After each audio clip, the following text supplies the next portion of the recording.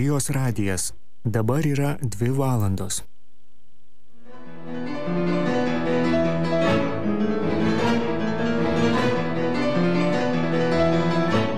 Laida Akademija.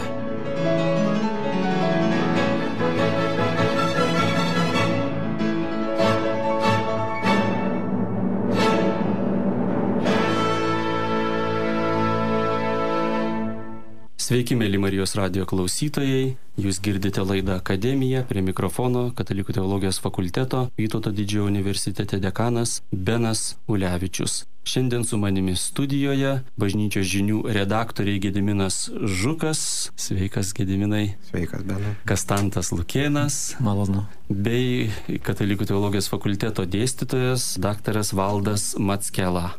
Susirinkome jums, mėly klausytojai, pristatyti naują knygų seriją Tikėjimo ir proto tema. Serija pavadinta Siekiantiems begalybės. Manau, ne vienas jau šias knygas matėte katalikiškose ir kitose knygynuose. Tad pirmiausiai užduosiu klausimą knygų vertėjui ir leidėjui Gediminui Žukui. Mielas Gediminai, kaip kilo ši idėja išleisti šias knygas? Pats jas turbūt pažįsti geriausiai, tad labiausiai gali mums apie jas papasakoti. Dėl vertimo, tai norėčiau pasakyti, kad ne aš čia išverčiau tas knygas. Ne visos jos ir yra verstos, gal tik tai viena iš tų pristatomųjų knygų. Ir aš įsiki esu prie jo pridėjęs ranką prie šitos knygos. Šiaip išvertė kiti vertėjai, irgi vieną knygą pats ir autorius sudarė. Tai galbūt porą žodžių norėčiau tarti apie tą, kaip atsirado šitą seriją Siekiantiems begalybės. Iniciatorius šitos serijos yra jėzuitas, kunigas Vytautas Sadauskas, dirbantis Vilniaus jėzuitų gimnazijoje kapelionu. Aš asmeniškai proto ir tikėjimo santykio tema domėjausi jau irgi keletą metų, bet daugiausiai paskatintas kardinolo Ratzingerio popiežiaus Benedikto XVI įvairių tekstų. Mane visą laiką viena iš tokių, sakykime, pagrindinių Ratzingerio ir popiežiaujant taip pat buvo temų proto tikėjimo santykis ir kad vis dėlto 20-ame amžiuje jiedu šitos dvi sritis išsiskyrė savo pačių nenaudai ir būtinas jų dialogas ir būtina juos sugrąžinti į dialogą. Netgi čia galiu pacituoti, vieną citatą, taip perpasakoti, kad, kaip čia Ratzingeris sako, protas be tikėjimo yra amputuotas protas. Ir tada jisai, kaip sakykime, toks stygius sukelia mokslo patologiją, bet ir religiją. Be proto irgi, sakykime, ištinka patologija, kas anot Ratzingerio šiandien labai akivaizdu. Panašia, sakykime, tematika domėjosi ir kunigas Sadauskas jau kuris laikas ir visą laiką audė mintį išleisti knygelių šią kryptimį. Ir aš taip pat irgi mąsčiau, kaip čia tų knygų galima pasiūlyti skaitytojams ir taip savarankiškai buvo parengta knyga Alisterio Mokrato atvykimo proga Mokslas ir religija. Tavo, Benai, dėka vis dėlto pavyko atsitiktinai sueiti į kontaktą su kunigu Sadausku. Praeitų metų lapkričio mėnesį mudu susitikome, pamatėme, kad galime kai ką nuveikti. Dar taip pat noriu pasakyti, kad kunigas Sadauskas ir suangažavo ir paskatino jėzuitų tėvų bendruomenę prisidėti prie šitos serijos ir reikia pripažinti, kad tėvai gana aktyviai atsiliepė į tai ir daug prisidėjo, kad šita serija įvyktų. Taigi dabar aš, kadangi kunigas Sadauskas išvykęs į užsienį, negaliu tiksliai pasakyti, kiek jie ten dar patys planuoja. Aš galiu tik tiek pasakyti, kad ta serija tai nereiškia, kad leidžia viską viena leidykla. Štai kelias knygas išleido pati jėzuitų gimnazija. 2 knygas ar 3 kol kas išleido mūsų leidykla Voksaltera. Viena dabar kaip tik tai pasirodo Katalikų pasaulio leidinių leidyklos išleista knyga. Kitaip tariant, serija yra jėzuitų projektas, bet knygas gali leisti įvairios leidyklos, su kuriais ten susitarėma ir kurios nori prisidėti prie šito projekto. Tai galbūt keletą žodžių apie tas knygas, ar ne?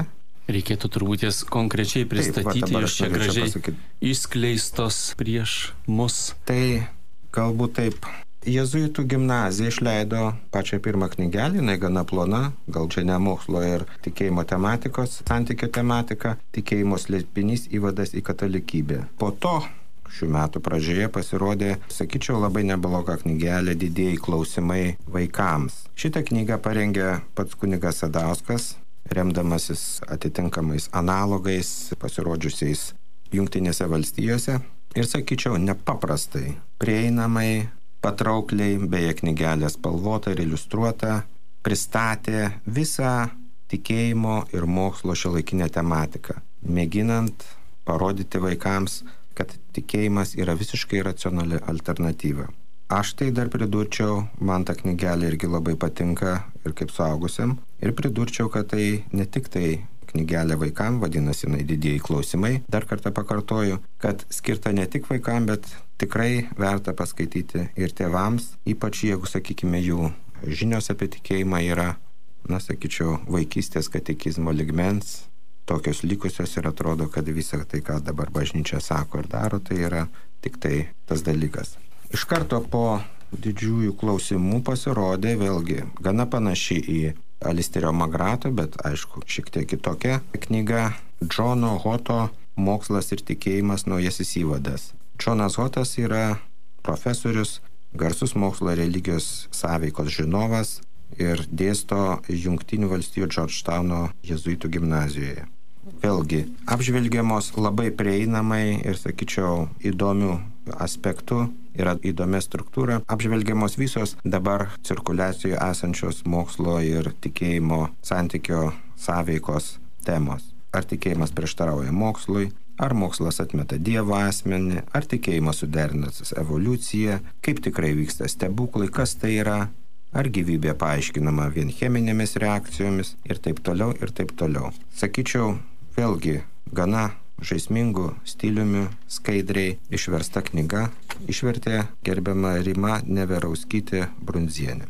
Mūsų leidykla išleido garsaus, sakykim taip, teorinės fizikos atstovo prieš 20 metų baigusio savo mokslininko karjerą Džono Polkinghorno knygelę Kvarkai, chaosas ir krikščionybė, kur labai prieinama vėlgi ir žaismingų stiliumi, vėlgi pristatomi šitie pagrindiniai dalykai. Džonas Polkinghornas tai yra buvęs Kembridžo universiteto matematikos fizikos profesorius, kvantinės mechanikos žinovas, 82 metais tapęs anglikonų dvasininku ir jau daug metų domisi teologijos ir mokslo sąveika. Ir būtent šioje nedidelėje knygelėje atsako į įvairius fundamentalius klausimus. Knygelė yra nedidelė, užtat labai greitai įkertama ir tikrai negazdina į karštligišką sūkurį įtrauktų šiuolaikinių žmonių. Čia po ranka neturiu, nes dar neįsigijau, bet išėjo arba dar turėtų netrukus pasirodyti spaudoj Katalikų pasaulio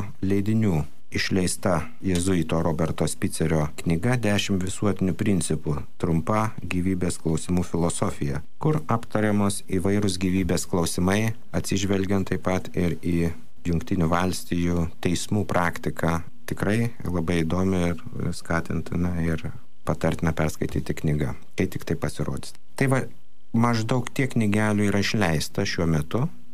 Nežinau, ką planuoja dabar jėzuitai, nes serijos autorius išvykęs, bet iš mūsų galiu tik tai tiek pasakyti, kad planuojam dar galbūt, jeigu leis sąlygos ir aplinkybės, tai išleisti vienos kardinolo Kristofo Schönborno skaitytą katechezę apie evoliuciją seriją knygelę ir dar tokio garsaus britų advokato Čarlzo Fosterio Jėzaus bylos tyrimas apie teisininko požiūrį apie Jėzaus prisikėlimo aspektus. Dar tik tai norit pakartoti, kad seriją remia Vilniaus jėzuitų gimnazijos tėvai ir įvairūs geradariai, asmenys norintys prisidėti prie šitos klaidos.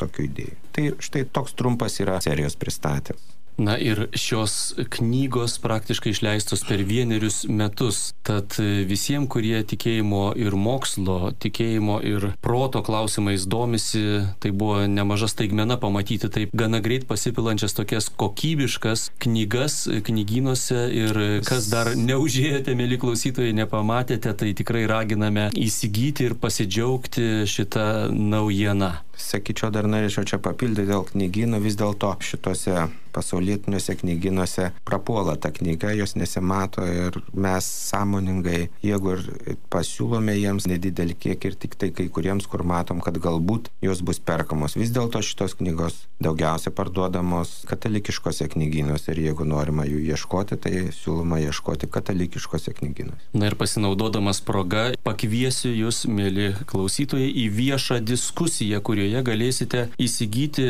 šias knygas leidyklos kainomis. Tai gera galimybė. Na, o diskusija vadinsis Mokslinės ir religinės tikrovės pažinimo prieigos. Renginys vyks lapkričio 27 dieną, 17 val. Kauno technologijos universiteto mokslinių tyrimų ir eksperimentinės plėtros centre Baršausko gatvėje. Taigi, kaip minėjau, galėsite knygas šiame renginyje įsigyti leidyklos kainomis ir taip pat dalyvauti tikrai įdomiame renginyje. Kastantai, koks tavo santykis su šiomis knygomis? Ką apie jas galėtum gražaus ir gero pasakyti? Esu žmogus specialiai nesidomėjęs tikėjimo ir mokslo klausimų kaip tokių atskirų dalykų. Tiesiog galiu pasidalyti savo kaip tikinčiojo ar siekiančio tikėjimo žmogaus tokių keletų minčių. Štai turbūt kaip ir dažnam mums lankantiems bažnyčią tekę yra girdėti tokių, ir pamokslus, minčių, kad štai tikėjimas ir mokslas yra visai suderinami dalykai, dažnai yra paminimos garsių mokslininkų pavardės, kurie buvo tikintys ir tai toksai savotiškas, tarsi autoriteto argumentas. Ir štai dabar galvoju apie šį mūsų laikmetį. Dažnai atsimenu, kad anksčiau tie pamokslai girdėti dažnai tų mokslininkų pavardės baigdavosi 20-ojo amžiaus pradžia, Einšteino, galbūt, pavardę paminint ir vis galvodavau, kad tas tokia prieiga, taip sakant, galbūt savo tikėjimo pagrindimo, tokia apologetinė prieiga grindžiant autoritetais, mūsų laikais tampa savotiškai taip, galbūt paveikesnis kokiu tai sporto žvaigždžių, krepšininkų ar net tų kokiu tai verslo ar visuomeniai žinomų asmenų argumentas. Ir štai man iš tos Gedimino minėtos knygų serijos labiausiai priimtina Džono Polkinghorno knyga, tokių pavadinimų Kvarkai, chaosas ir krikščionybė. Tiesiog autorius gal tas būdinga tokiai anglosaksų kultūrai, kad jie kažkaip, galbūt kitur yra gabių populiarintojų, bet kažkaip tai, sakyčiau, turi ypatingą talentą populiariai perteikti tokius gan sudėtingus dalykus. Gediminas minėjo jo pakankamai tokią matematinės fizikos sritį, kurioje mes retas galbūt esame kažkiek tai pakankamai nutuokiantis, kad galėtume kvalifikuotai kažkaip dalyvauti toje argumentacijoje. Ir štai pagalvojau, kad ir kasdienėme gyvenime mes susidurėme su situacijomis, kur turimais argumentais turime kažkaip susidaryti nuomonę apie dalykus, kurios, duosiu pavyzdį iš mūsų tokios viešai diskutuojamų kokios nors arba atominės elektrinės statyba ar skalūnų dujų paieška, kur mes nesame tų situacijų, tų specialiųjų sričių ekspertai, bet vis dėlto kažkokią tai turime nuomonę susidaryti. Ir štai jisai kaip mokslininkas parodo, kaip ta mokslininko paieška yra interpretacijos ir patyrimo tarpusavio tokia sąveika. Ir jisai parodo, kad ir taip pat ir kaip atrodytų ta tarsi perskyra, kad mokslas tai remiasi vien faktais, o tikėjimas tai kažkokiomis tik tai nuomonėmis, įsitikinimais, iš tikrųjų yra dalykai gerokai sudėtingesni, kad ir abiejose tose srityse esama tokios įdomios paieškos, tokios įdomios sintezės tarp tų, labiau apibendrinant sakant, kad mokslas klausia kaip, o religija klausia kodėl. Ir religijai rūpi labiau kas asmeniškas, unikalu. Ir štai ta jo prieiga, aišku, čia irgi man kilo mintis skaitant, kad galbūt skirtingai negu mūsų kultūroje, jisai, kalbėdamas apie tikėjimo klausimus, aiškiai turi tokį biblinį pagrindą. Galvoju, kad mūsų visuomeniai tie tikėjimo klausimai dažnai svarstant turima remiamasi kokiu tai tokiu New Age ar kokios nors tokios su pagoniškomis priemaišomis kažkas kažkur, o jo atrama yra diskusijų aiškiai tokia biblinė krikščioniška. Ir štai tokia prieiga, taip pat prieinant prie krikščioniškųjų tokių kančios problemos klausimų, man pasirodė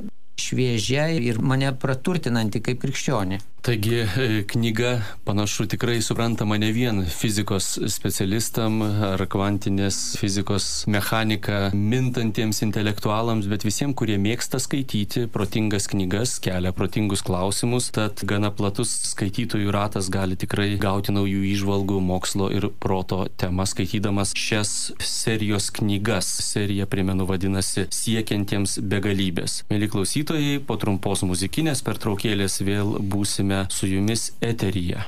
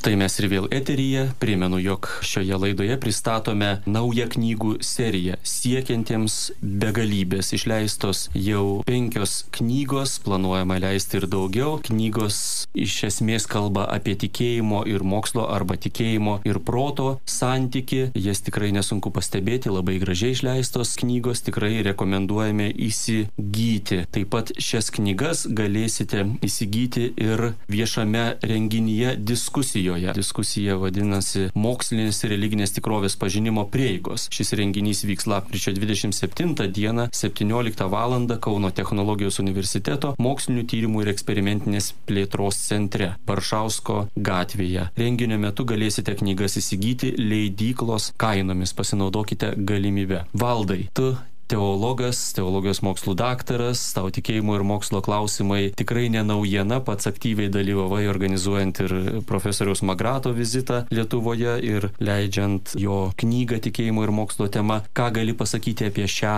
naują seriją? Visų pirma, norėčiau pasidžiaugti, kad šita tema nebuvo išsemta per vienus metus ir per kelis renginius ar susitikimus, kad yra poreikis kalbėti apie mokslą ir tikėjimą. Pastebėjome jau kuris laikas fakultete organizuodami moksleiviams konkursus tikėjimo ir mokslo klausimais ir matome, kaip noriai į šitą temą atsiliepiama. Ir tai rodo, kad tikrai yra poreikis ir toliau kalbėti apie mokslą ir tikėjimą. Ir čia galima sakyti, kad kasgi daugiau, jeigu ne jėzuitai katalikų bažnyčioje imtųsi tokios temos ir leisti knygas, kalbančias apie mokslo ir tikėjimo suderinamumą. Tai tikrai džiaugiuosi, kad įsijungė į šitą diskusiją savo leidybinių projektų ir knygos vadinasi labai gražiai visą seriją Siekiantiems begalybės. Knygas galima beje pažinti taip pat iš tokio specifinio logotipo, kuris yra ant knygų viršelio, tai medis, kuris stiebėsi į viršų, bet taip pat matomos ir medžio šaknis ir visas šitas simbolis, jisai suformuoja tarsi kryžių, tarsi sparnus, tokia užuomina į Gedimino minėtą pasakymą, kad religija be mokslo yra akla, o mokslas be religijos yra luošas, kad reikalingas ir vienas, ir kitas. Ir kalbant apie minėtą konferenciją, taip pat galima pasakyti, kad tas pasakymas, kad mokslo ir religijos tikrovė, tai nežinau, ar tai turėtų omeny ar ne, bet nėra atskirų tikrovių. Ir be kardinolo Ratzingerio, vėliau Benedikto XVI popiežiaus pasisakymų apie tikėjimą ir mokslą, čia būtų galima dar paminėti Jono Pauliaus II labai įspūdingą encikliką apie tikėjimo ir proto santykį Fides et Ratio, dokumentą, kurį galima rasti ir lietuvių kalba ir kuriame labai aiškiai sakoma, kad yra viena tikrovė ir viena tiesa. Negalima sakyti, jog vienokią tikrovę mes pažįstame tikėjimu, kitokią tikrovę mes pažįstame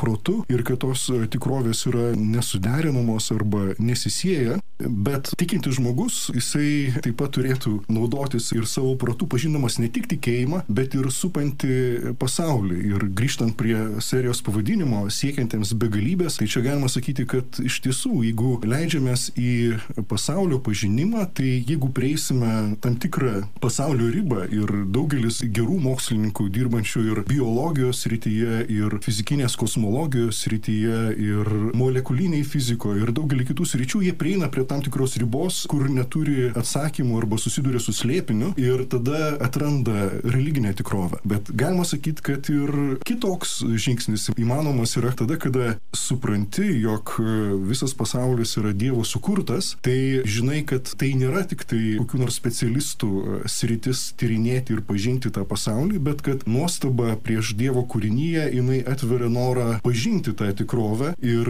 tuo būdu galima sakyti, kad tikėjimas ne tik tai, kad neskatina užsidaryti kokiame nors siaurame, grinai religinėme gyvenime, bet ragina ir skatina ieškoti, tyrinėti ir bandyti atrasti tas vietas, kur tikėjimas ir religija, ir mokslas, ir protas susitinka. Ir kada atrandi tokius momentus, tai iš tikrųjų galima sakyti, kad yra džiaugsmo patirtis, kaip Dievo slėpinys atsiskleidžia kūrinyje ir kaip kūrinijos pažinimas gali padėti suprasti kūrėjo mintį ir pasaulyje, ir mūsų gyvenimuose. Tai svarbiausias dalykas turbūt yra tas tiesos ieškojimas. Klaidingas šiuolaikinių ir praeities ateistų tvirtinimas, kad tikinti žmonės yra tie, kurie norėdami būti laimingi, užmerkia akis prieš tiesą ir bėga į iliuzijų pasaulį. Čia žinoma, negalima paneigti, kad tokių atvejų pasitaiko ir gali būti, kad Zigmundas Freudas pavadinęs religiją iliuzija iš tikrųjų susidūrė su atvejais, kai žmonės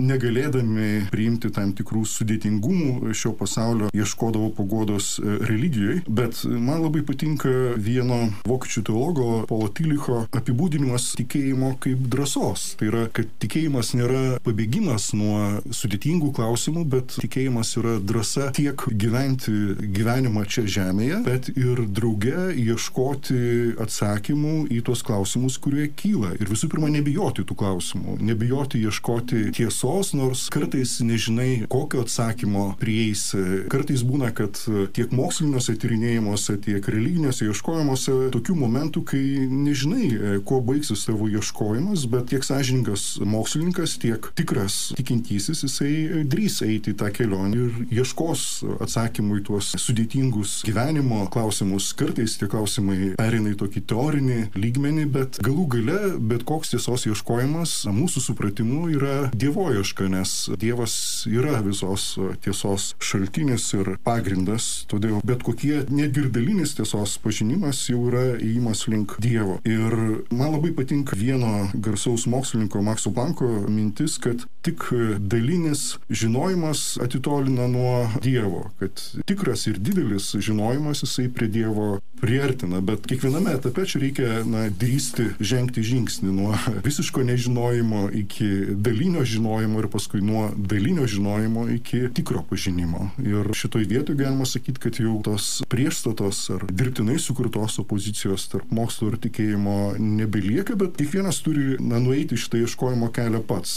Čia nors knygos labai padeda iš tiesų ir esu taip pat laimingas, kad galiu šitas knygas skaityti, bet knygos nėra tokie galutiniai atsakymai, kad jos gali padėti, bet ieškoti reikės toliau ir kartais tenka skaityti ir tos autorius, kurie kritikuoja tikėjimą, religiją, su jais akivaizdžiai ar neakivaizdžiai diskutuoti, ginčytis, bet visa tai yra tas mano minėtas tiesos ieškojimas ir kiekvienas žingsnis jisai veda link Dievo ir link didesnio džiaugsmo. Aš norėčiau Valdą papildyti vieną tokią labai gražią popiežiaus Benedikto XVI citata. Kaip tik tai galbūt mokslininkui arba proto žmogui, kas atsitinka, kai jisai save praturtina tikėjimo žvilgsniu. Tai popiežius Benediktas XVI rašo: tada jis tampa reginčiuoju. Ne pasaulis pasidaro siauras, bet jo siela plati, nes ji nebesugeriama to, kas paskira, medžių neleidžiančių žiūrėti miško, bet gali matyti visumą. Tiksliau, jis gali matyti visumą, nes žiūri iš aukštybės, o ją jis galėjo pasiekti, nes viduje tapo platus. Čia galima pajusti senosios tradicijos apie žmogų kaip mikrokosmą, apriepianti visą pasaulį atgarsius. Tačiau esminis dalykas yra štai šis. Žmogus turi išmokti kopti viršun, jis turi tapti platus, jis turi stovėti prie lango, jis turi žvalgytis. Ir tada jį gali palėtėti Dievo šviesa. Jis gali jį pažinti, bei jo remdamasis visą apžvelgti. Neturėtume taip įsikibti į žemę, kad nebeįstengtume kopti viršun, tiesiai stovėti. Čia tik kaip papildymas. Juo labiau, kad tą pilnesnį pažinimą ir visumos apriepimą čia šiuo atveju žada tikrai paragauti tokios gana nemilžiniškos knygos. Tad aš ir vėl grįžtu prie paraginimo, mėly klausytojai, galimybė. Ir ši laida, ir renginys, kurį dar kartą priminsiu, yra galimybė jum prisiliesti prie tikėjimo ir proto, tikėjimo ir mokslo klausimų labai gaiviu būdu. Juo labiau, kad šiandien šių klausimų tikrai nepavyksta niekaip išvengti. Galbūt kadaise Lietuvoje mes gyvename tokioje labai tradicinėje visuomenėje, kur dažnai pakakdavo daryti, ką daro kiti. Ir tradicinis tikėjimas yra tokia galinga jėga, kuri vis dėlto dažnai palieka mus pasyvius rimtų klausimų atžvilgių. Ir tikrai labai gera, kad perėjome į tokią dialoginę arba diskusinę visuomenę ir apie mūsų tikėjimą tenka dažnai patiems savo užduoti rimtus klausimus, kad galėtum ir kitam atsakyti. Aš asmeniškai matau tai kaip didelę galimybę, nes uždavęs tuos rimtus klausimus randu labai rimtus ir gilius atsakymus ir mano tikėjimo kelionė tampa daug džiaugsmingesnė ir, tokia nuotykingesnė, įspūdingesnė, daugiau žadanti ir gyvenimo prasmės ir teikianti tų atsakymų. Tad štai laidai baigiantis mes dar tarsim po kelis žodžius turbūt ratu taip, atsisveikindami tokį kaip paraginimą jų mėly klausytojai, bet aš asmeniškai tikrai manau, kad tai didelė galimybė gana greitų būdų, kaip šiandien mėgstame, gauti labai rimtą ir intelektualinį malonumą ir tikėjimo kelionės pagilinimą šią knygų seriją, kuri vadinasi Siekiantiems begalybės. Taigi, kokį dar trumpą paraginimą ar paskutinį šioje laidoje žodį galėtumėt Kastantai, Gediminai, Valdai, mūsų klausytojams tarti? Aš gal trumpai dar tarsiu, tik tai kokia tų knygų galbūt leidžiamų, sakykime, koks tikslas. Tai nėra tikslas, sakykime, evangelizacija. Sakyčiau, tai yra prieigų valymas. Daug žmonių turi labai daug, sakykime, susidarę prietarų šitoje srityje. Ir tie prietarai užkerta kelią artintis prie autentiško tikėjimo. Įsivaizdavimai, kad bažnyčia tiki tuo, anuo. Dažniausiai, kai taip sakoma, arba per televiziją tenka girdėti priekaištus, neva argumentus greunančius tikėjimą, tai matai, kad tas tikėjimas su mano tikėjimu, bažnyčios tikėjimu nieko bendro neturi, absoliučiai. Ir mokslininkų bendruomeniai, kai tenka skaityti knygas, būna tokių visokiausių labai naivių pasamprotavimų. Tai šita knygų serija yra skirta galbūt žmonėms, ieškantiems, bet negalintiems prasibrauti pro tam tikrą kliučių ruožą. Ir tos knygos turi tas kliūtis nulyginti ir atverti kelią, artintis prie tikėjimo, kuris apreikšta šventajame rašte ir bažnyčios tradicijų. Taip, pratęsčiau tavo mintį, vienai, kad vis dėlto mums visiems kaip krikščionėms tenka ta užduotis, pasak 1 Petro laiško, kažkaip gebėti įtikinamai atsakyti kiekvienam apie mumise gyvenančią viltį. Kitaip žodžiais tariant, kažkaip savaip ir tikrai labai savotiškai, asmeniškai turime, gebėti atsakyti į klausimus, kurių tikrai ne visi esame ekspertai ir tikrai nebūtinai turime būti. Bet štai minėtoje knygų serijoje tie klausimai keliami, taip sakyčiau, labai pagauliai ir priimtinai žadina mus kiekvieną tiesiog įsitraukti, nenumoti ranką, kad čia ne mano sritis, apie tai nieko neturiu ką pasakyti. Aš tik galėčiau pratęsti Gedimino ir Kastanto mintį, sakydamas, kad ko gero šios knygos yra taip tiems, kurie ieško, bandydami atrasti, kas yra tikėjime protingo, kad šios knygos galbūt tiems, kurie yra patekę į tokią situaciją, kai reikia paaiškinti kitiems tikintiems arba netikintiems kai kurios dalykus apie tikėjimą ir mokslą, bet drauge sakyčiau, kad šios knygos yra kiekvienam tikinčiajam galinčios padėti atrasti mokslą kaip tikėjimo sąjungininką ir atrasti tą nuostabų Dievo pasaulį, kurį atveria mokslas įvairiais būdais, tiesiog nebijoti mokslo, domėtis mokslu. Ir čia tiesiog tai galėčiau prisiminti daugelį iš mūsų mokytojo ir bičiulio profesoriaus Jono Juraičio mintį, kurią jisai taip paprastai, bet labai taikliai sakė, kad tikras tikintysis turi būti davatka, bet protinga davatka. Ir čia yra tiesiog tokia mintis, kuri verčia augti, kaip sako apaštalas Paulius, augti meilę. Tai iš tikrųjų yra labai svarbu liudyti savo gyvenime meilę, bet taip pat apaštalas Paulius ragina augti ir pažinimu. Tai yra, kad tai, ką mes galime daryti geriausia šitoje žemėje, tai daryti gerą ir drauge pažinti. Pažinti visą tai, kas yra gera, gražu, kas yra tiesa, nes visą tai yra iš Dievo. Taigi pristatėme naują knygų tikėjimo ir mokslo tema seriją Siekiantiems begalybės. Šias knygas galėsite įsigyti leidyklos kainomis Kauno akademinės sielovados organizuojamame renginyje diskusijoje Mokslinės ir religinės tikrovės pažinimo prieigos. Primenu, jog renginys vyks lapkričio 27 dieną 17 val.